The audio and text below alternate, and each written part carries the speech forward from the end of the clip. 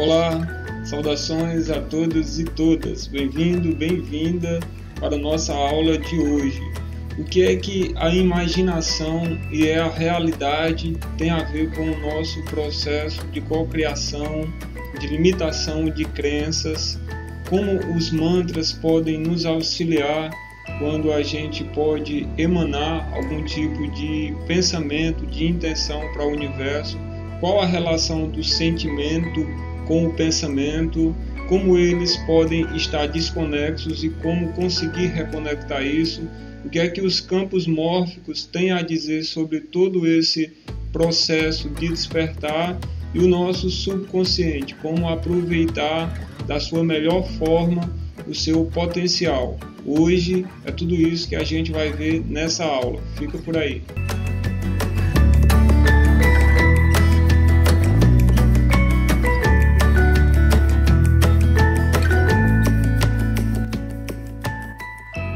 Os mantras, para quem não sabe, são sons, né? Geralmente são sons, palavras que são repetidas, e quanto mais a gente vai repetindo, mais a gente entende, mais a gente compreende que essas repetições elas vão colocando a gente nesse estado de acreditar naquilo. Então, se nesse momento, pegando o mesmo exemplo da saúde, eu estou saudável, eu estou saudável, eu estou saudável, e passo a repetir, passo a falar isso diversas vezes, inicialmente o fato de eu pronunciar isso, mas ainda não se sentir saudável ou se sentir doente, digamos, geralmente pessoas que vão tentar fazer essas afirmações são pessoas que estão passando por algum processo de adoecimento. Então ela pode não sentir que está saudável e pode acreditar que isso é uma bobagem, porque está só falando e está sentindo o corpo doente. Mas aí é onde que está o segredo, o segredo, né? Que é exatamente essa ideia, essa compreensão do livro O Segredo. O segredo está nisso aí, o segredo está na afirmação, na repetição das palavras, né? No livro, no documentário, ele ainda se aprofunda um pouquinho mais, que vai mostrar o porquê esse segredo, que vai mostrar que não basta também apenas as palavras, que vai mostrar também que o complemento da repetição dessas palavras é o nosso próprio sentimento, é a emoção que a gente está colocando ali. Mas, enfim, esse é um assunto que realmente pode ficar um pouquinho mais para frente, que a gente pode se ater aqui nesse primeiro momento nas palavras. Quanto mais eu pronuncio, quanto mais eu vou falando, vai chegar um momento que o meu cérebro ele vai acreditar. Ele é tipo como se a gente vencesse ele por cansaço, porque eu estou falando, eu estou expressando, eu estou dizendo, eu estou afirmando. Então, nesse momento, conexões sinápticas começam a serem estabelecidas, começam a ficar mais ativas. E aí, nesse momento, quando eu vou fortalecendo essas correntes, essas comunicações, o meu corpo vai passando a receber esses estímulos que são mandados do cérebro para que eu entenda essa informação. Então, nesse sentido, quando eu tenho realmente algo que eu queira buscar, que eu queira vibrar naquilo, eu vou centrar o meu pensamento, a minha ideia, e vou verbalizar. Quanto mais eu falo, quanto mais os meus ouvidos escutam eu falando, quanto mais intenção eu coloco nesse sentido de acreditar naquilo ali, mais essa realidade ela passa a ser vivenciada, especialmente no nosso sistema de crenças, nesse software, né? Então, eu estou, de uma certa forma, mudando essa estrutura. Então, eu estou mudando, de uma certa forma, essa estrutura neuroplástica, porque eu estou estabelecendo, estou criando novas conexões, tá bom? E aí as afirmações positivas, elas realmente fazem um sentido enorme.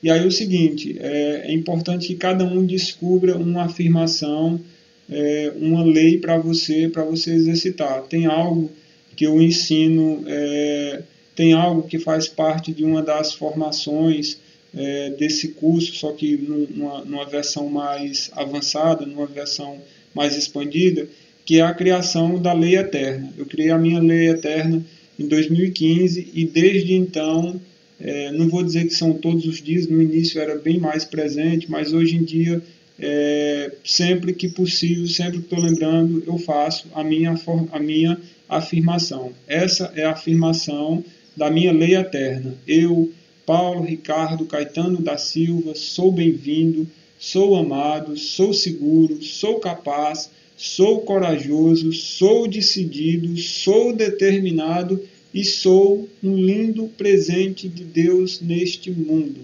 Eu já fiz tantas vezes essa afirmação que quando eu faço, as emoções que eu procurava expressar, sentir naquele momento, eu já começo a sentir. O meu corpo entende que isso é verdade. O meu ser compreende, já entende que isso tem um grau de verdade, né? Por mais que às vezes não seja no que eu queria, mas já avançou, já melhorou. E aí, quando a gente compreende isso, cada vez mais que a gente vai afirmando, mais essa lei ela vai se tornando verdade. Sempre que eu vou passar por alguma situação, que eu vou, sei lá, ministrar alguma aula, tipo fazer algum tipo de ação que envolve algo que eu tinha muito medo, né, desafio de não me sentir corajoso, de não me sentir capaz de fazer determinadas coisas, eu faço essa lei. Automaticamente o meu corpo entende, eu compreendo, eu recebo essa força, ainda vou com um pouquinho de medo, é verdade, mas sempre dá certo. E eu sempre me lembro dessa lei e sou muito grato por ter feito. Então tem um passo a passo bem interessante, isso faz parte da formação desse curso numa versão mais expandida, tá bom? Mas de toda forma, de vocês que estão fazendo a formação, quem tiver interesse de fazer, de criar a sua lei eterna ou a sua lei divina, pode falar comigo, certo? No privado, que a gente vê uma forma de passar o conteúdo para poder fazer isso. Imaginação e realidade. Durante muito tempo, muitas pessoas acreditavam que essa história de você pensar coisas, de você imaginar, você pode criar realidade, era uma balela. Era algo que era dito apenas para vender, enfim, algo que fosse fantasioso. E houve algumas pesquisas nesse sentido para observar o que acontece quando a gente fecha os olhos e começa a visualizar, quando a gente começa a imaginar uma realidade diferente, o que é que acontece no nível neurofisiológico. Veja só, tem uma experiência que eu acho ela muito bacana. Colocaram um corredor, né, para correr e nesse momento começaram a observar através de eletrodos ligados quais foram as áreas do cérebro que foram mais estimuladas enquanto ele corria. E aí observou sua temperatura, os batimentos cardíacos, a questão da transpiração, o corpo, como é que estava processando tudo isso. Beleza, fez-se um relatório completo de tudo o que aconteceu, das áreas principalmente do cérebro que foram estimuladas no momento que ele estava correndo. Pegaram esse mesmo corredor, colocaram ele agora em uma sala climatizada, ligaram eletrodos em sua cabeça, no computador, né, e pediu para ele fechar os olhos e simplesmente visualizar correndo, sentir que estava correndo. Depois de um tempo de observação, as mesmas áreas que foram estimuladas durante o momento que ele estava correndo, estava sendo estimulada quando ele estava na visualização, quando ele atingiu um grau ali de percepção e de visualização mais aguçada, né? E aí essas mesmas áreas, o corpo começou a transpirar da mesma forma, os batimentos cardíacos. Então, tudo mostrou, através desse exame, que o cérebro ele não diferencia o que a gente vê do que a gente imagina. Se você fechar os olhos, em outras palavras, o que eu estou dizendo e visualizar bebendo um copo d'água agora, talvez você não se sinta saciado de forma tão imediata com sede. Mas uma coisa é certa, se você passar a visualizar isso de forma bastante prática e ficar fazendo isso, as áreas que recebem a sensação de saciedade da água, né, de que está satisfeito com a água, de que está saciado com a água, vão ser estimuladas. provavelmente as áreas que quando recebe a água, provavelmente o teu corpo, as tuas células passem também a receber essas informações de que tu foi naquele momento ali hidratado, tá bom?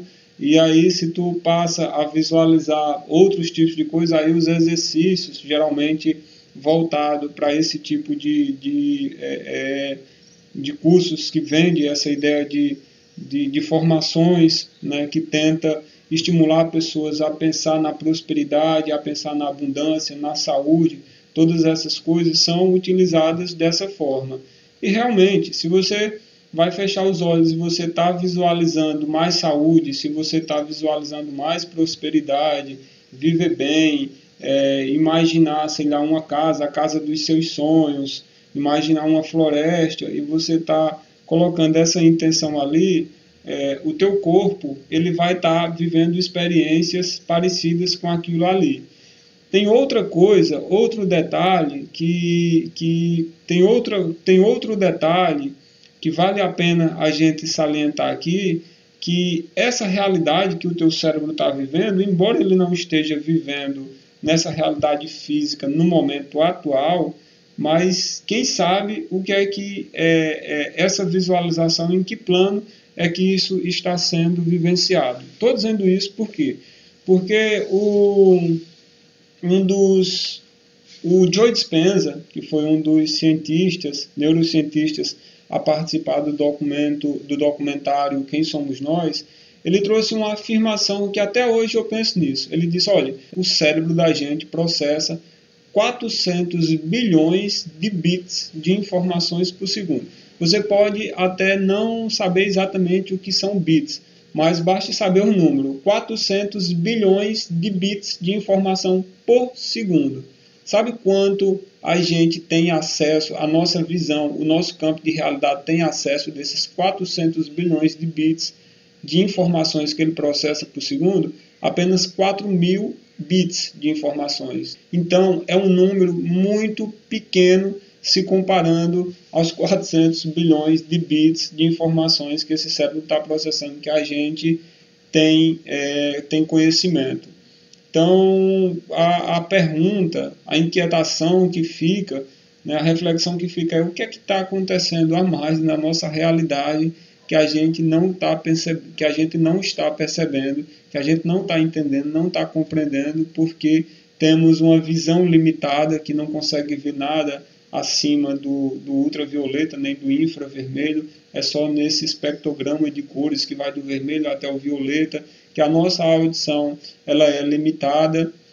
Outras pessoas poderiam até dizer, não, mas a nossa audição, com base em que você diz que ela é limitada? Se você pegar alguns tipos de animais, a sensibilidade que eles têm é coisa de 10, 15 vezes muito maior. Estou dizendo aqui por baixo para não cometer nenhum equívoco, mas acredito que seja bem mais para cima. E, enfim, tudo na natureza. O olfato, você vai observar que vai ter animais que têm uma sensibilidade muito forte. A visão, o campo de visão de outros animais pode ser maior do que o da gente. A gente tem que encontrar um grau de parâmetro se quiser fazer comparações, claro. Mas a ideia aqui é só mostrar que temos os nossos sentidos limitados e a gente compreende a realidade através da limitação desses sentidos. Isso é um fato. E que quando a gente desenvolve, quando a gente passa a fazer práticas, habilidades no desenvolvimento nesse sentido, a gente passa também a melhorar essas percepções, tá bom? Então, que a gente não esqueça que na questão imaginação e realidade, muitas vezes o que está diferindo, muitas vezes o que está interferindo, o que está no meio ali é só o meio material, físico, mas que mesmo assim, quando a gente passa a estimular, a visualizar e colocar essas intenções, essa realidade ela tende a chegar. Né? O entendimento é que o universo ele vai trazer essas coisas para a gente a partir do momento que a gente vai vivenciar, experienciar esses desejos, essas intenções. Aqui temos também o poder do nosso subconsciente.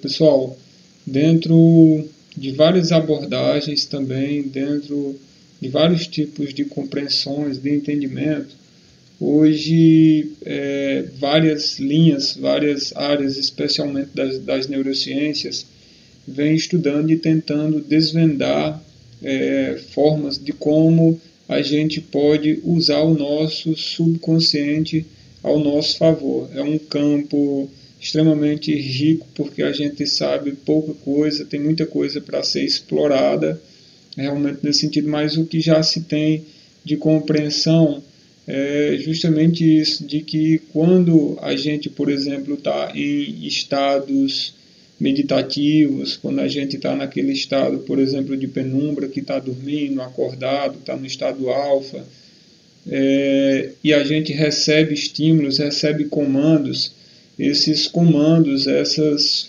forças, esses entendimentos, essas compreensões que a gente recebe através desses estímulos, faz com que o nosso cérebro possa captar melhor essas informações e de repente a gente comece a colocar isso em prática no nosso dia, porque vai assimilando esse conhecimento.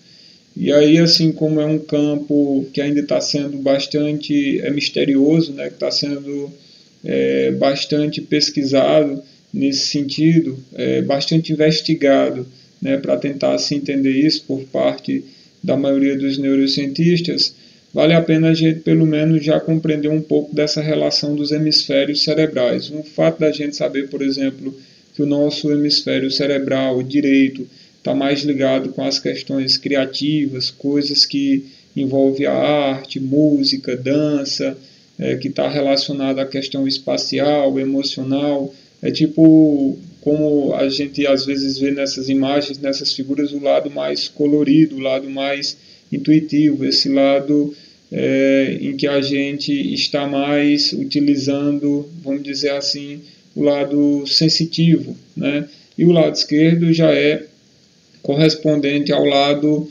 mais mecânico mesmo, mais detalhado, é aquele em que a gente é mais pragmático, mais prático, né?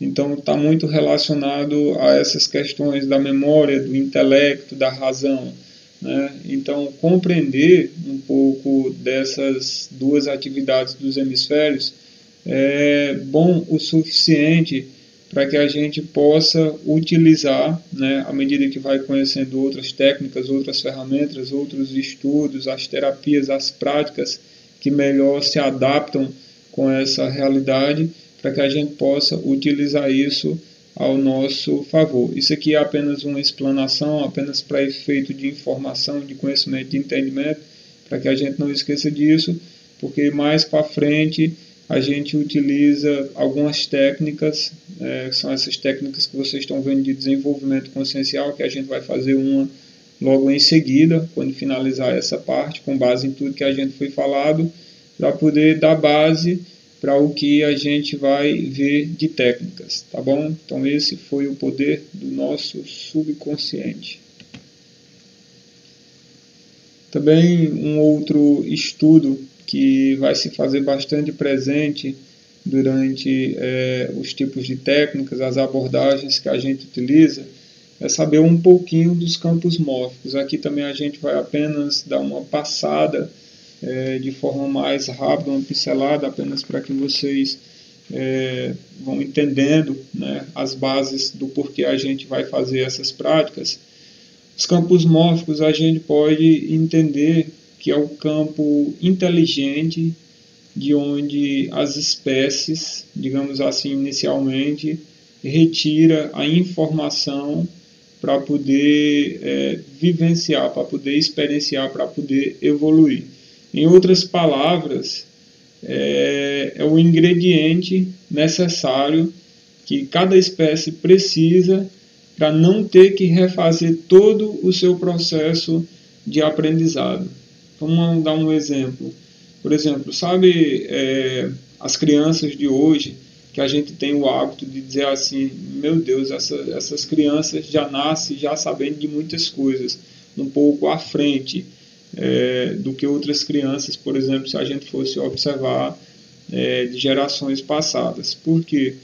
Porque toda a informação que está na espécie humana, que algumas pessoas podem chamar nesse inconsciente coletivo, ela está lá. Então, quando os novos seres nascem, ele já pega toda essa informação no campo e não precisa a gente ter que passar por tudo o que passou ao longo desses milhões de anos de evolução, porque a natureza ela é muito sábia. Ela vai avançando, vai evoluindo e vai sempre se adaptando e pegando o que a gente construiu, evoluiu de bom e descartando o restante.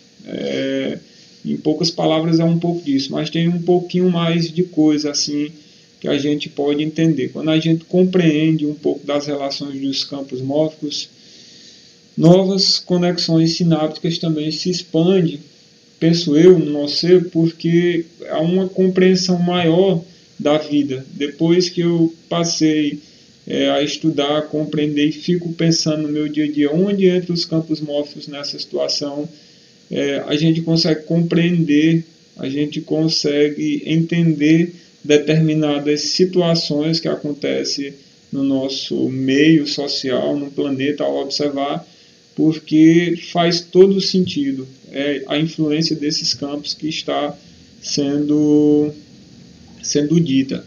Vou dar um outro exemplo agora, de cunho mais prático, para efeito de informação das práticas meditativas que a gente vai fazer um pouquinho para frente. Digamos que eu pense em uma situação, digamos que eu feche meus olhos e traga na lembrança uma cena, né, um acontecimento que aconteceu, seja algo bom, alguma situação traumática ou alguma coisa feliz. Geralmente a gente prefere pensar em coisas felizes, né? Então, quando você pensa em uma situação, um acontecimento feliz, de uma certa forma você está próximo aos campos, certo? O que é isso? Esse pensamento ele está trazendo consigo esses campos. O que seriam esses campos? Energeticamente eles ficam tipo pairando, tipo na psicosfera, fica pairando no plano extrafísico, né? Ele sempre está lá, todas essas informações do que a gente entende como gente, das compreensões, das relações, de todas as espécies, não só da espécie humana, dos animais, da planta, das plantas, de todos os reinos, eles estão ali. Quando eu trago a informação através do meu plano mental, eu posso acessar aquela informação. Ela é ativada com o pensamento. E logo, quando eu ativo esse campo, eu posso buscar a informação que está contida ali. Isso explica, por exemplo, alguns fenômenos, como, por exemplo, o fenômeno da constelação familiar. Para quem já fez, ouviu, como essa terapia acontece, o fenômeno que acontece por trás, quando pessoas que estão num grupo escolhem outras pessoas para representar os seus entes queridos, os seus membros familiares, aquelas pessoas passam a reagir parecido, de forma muito precisa com os membros escolhidos. Por quê? Porque quando você coloca a intenção, né, ativa ali, os campos aparecem. E aí, quando você dá nome para aquelas pessoas que vai estar representando os membros da família, através dessa intenção, essas pessoas passam a receber a informação que está no campo daquela pessoa, mesmo que ela tenha desfalecido, mesmo que ela tenha falecido, e passa a reproduzir um pouco daquele comportamento. Então, de uma certa forma, eu percebo até que a espécie humana ela tem um certo privilégio de saber disso, porque ela consegue de forma consciente utilizar essas relações, consegue utilizar a informação, acessar essa informação dos campos quando consciente. Então isso é uma coisa assim revolucionária que realmente mais para frente eu sei que vai ser bastante mais estudado, pesquisado, porque o Rupert Sheldrake foi o sistematizador dessa técnica. Provavelmente ele foi inspirado por outros estudos, mas escreveu diversos livros e coisas simples assim, tentando explicar, por exemplo, sabe aquela sensação que a gente tem de estar sendo observado? Você está aqui e você sente que tem uma pessoa olhando para você. Como é que você sabe disso? Foi uma dessas perguntas que ele começou a investigar isso. E essa sensação é porque a gente está acessando nos campos essa informação. Outras pessoas tiveram isso, né, passaram por isso, e todas essas pessoas que foram desenvolvendo, aguçando essa sensibilidade de perceber, vai lançando essa informação no campo. E aí, quando a gente se conecta, pega essa informação no campo que está pairando, a gente começa a ter essa sensação também. Certo? Tem um fenômeno do centésimo macaco, que é foi um fenômeno que utilizaram, certo? Para poder explicar mais ou menos como que acontece os campos mórficos, como é que acontece esse fenômeno, certo? Lembrando que o fenômeno do centésimo macaco é uma história mais ou menos criada. Não se sabe ao certo se ela realmente existiu, mas ela funciona muito bem para explicar esse fenômeno, tá bom? Em poucas palavras, eu vou só dizer, vocês podem pesquisar depois, foi colocado numa ilha vários macacos, e aí numa ilha vizinha tinha outros macacos também, e aí os cientistas jogavam as batatas ali no mar, e os macacos simplesmente não comiam a batata porque ela estava cheia de areia e não conseguia comer. Então, macaco por macaco fazia isso, e aí chegou um momento que quando o centésimo macaco percebeu que ele poderia lavar bem ali a batata e poderia comer, essa informação ela foi para o campo da espécie, da espécie dos macacos. Então, na ilha vizinha, os outros macacos começaram a reproduzir esse comportamento, porque ela pegou a informação que os macacos dessa ilha estavam fazendo, pegou nos campos mórficos essa informação e passou a fazer a coisa certa também do seu lado. Então isso mostra uma relação profunda que as espécies, por mais distantes que elas estão conectadas por esses campos, certo? E aí vai buscar na informação, tá bom? Então, para a gente falar aqui, iniciar, acredito que essa explanação sobre os campos mórficos, elas já são suficientes, pelo menos, para que a gente compreenda porque em determinados fenômenos com técnicas meditativas que utiliza o estímulo visual, né, a intenção, elas funcionam, porque algumas pessoas chamam, né, dentro da linhagem dentro da filosofia do Jung, do inconsciente coletivo, mas os campos eles se estendem não só ao inconsciente coletivo humano, mas de todas as espécies, como eu falei, né? Desde do reino vegetal, o animal, até o hominal, tá bom? Então, nesse sentido, a gente vai seguindo para o próximo tópico.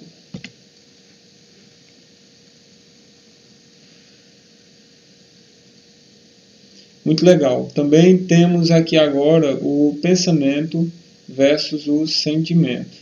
Pessoal, essa é uma abordagem que eu gosto muito de falar assim também, porque quando a gente imagina, quando a gente pensa em conquistar, né, em atrair determinadas situações para a nossa vida, através dessas técnicas que você vai colocando a intenção, que você vai visualizando para conseguir atingir, né? Então, existe um fenômeno, existe um processo que, na maioria das vezes, anula esse seu envio, essa sua emanação, esse seu desejo para o universo, e ele é anulado, ele não chega. E uma das explicações para isso é porque existe uma incoerência entre o que eu penso e o que eu sinto. Em outras palavras, o meu plano mental com o meu coração, né, com o meu lado emocional, ele está desconexo, né? Então, quando eu estou emitindo um pensamento, quando eu penso, por exemplo, quero fazer uma viagem no final do ano para Paris, né, para qualquer outra cidade, então, quando eu faço esse pensamento, eu emito uma onda cerebral. Nesse momento, se quando eu emito esse pensamento, o meu sentimento é de que, não, isso não vai dar certo, eu sinto, né, a minha emoção é de que não vai dar certo automaticamente, a uma anulação, a uma desconexão, porque eu mandei um estímulo, eu mandei uma onda e o meu sentimento mandou outra, anulando esse desejo, essa intenção. Então, acredito eu assim que boa parte, né, da nossa população assim vive um pouco com isso, porque a gente foi desde cedo educados a desacreditar de nós, a não utilizar isso, a não aprender esses tipos de informações, porque isso são coisas, de uma certa forma, até recém-descobertas. Então, neste sentido, o interessante é justamente que agora a gente, sabendo que precisamos afinar, que precisamos alinhar o nosso pensamento ao nosso sentimento, existem técnicas que a gente pode fazer para poder ir se reeducando nesse sentido. E isso tem realmente, de fato, um grau assim de verdade, porque é muito perceptível, é muito observável quando a gente para pensar. Veja só, quando a gente pensa em alguma coisa, você já percebeu que não só na questão do sentimento, mas a própria mente começa a dizer que não vai dar certo. Quando eu penso em fazer a viagem, aí lá vem, já começa a vir logo as informações, mas vai faltar dinheiro, mas tem a faculdade, tem a escola, mas tem as crianças, né? Então, a minha mente ela vai encontrar vários tipos de bloqueios para fazer com que o meu sentimento ele seja anulado, porque eu estou num padrão, porque eu tenho um sistema, um arcabouço de crenças limitantes que faz eu não acreditar nisso. E mesmo quando eu coloco um pensamento e eu vou tentar ressignificar o pensamento que vem de forma automática, nesses pilotos automáticos, eu penso, faço um desejo, e aí vem os sentimentos, os pensamentos anulando, dizendo que não vai ser possível, e aí eu vou e passo por cima e ressignifico, não, vai dar certo.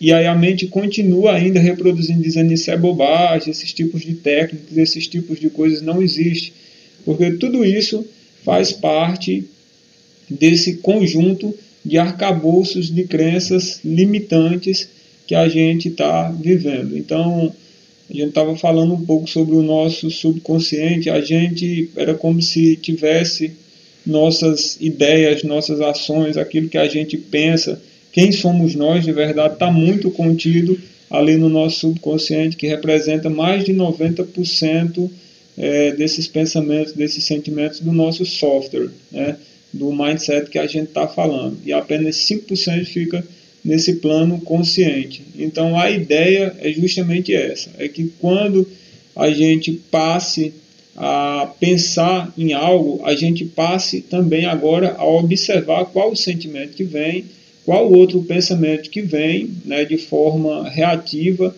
É um mecanismo muito automático, né, justamente porque a gente está nesse piloto automático, e aí quando ele vier, a gente pega esse pensamento, observa ele, para tirar ele do plano do terreno inconsciente para o consciente. Então, é assim que a gente vai fazendo essa varredura no nosso subconsciente, ressignificando todos os tipos de pensamentos negativos e crenças limitantes, tá bom? Então, vai ter exercícios mais para frente que a gente vai fazer tudo com bastante calma, tudo no nosso tempo, para que a gente vá entendendo como funciona o processo, tá bom?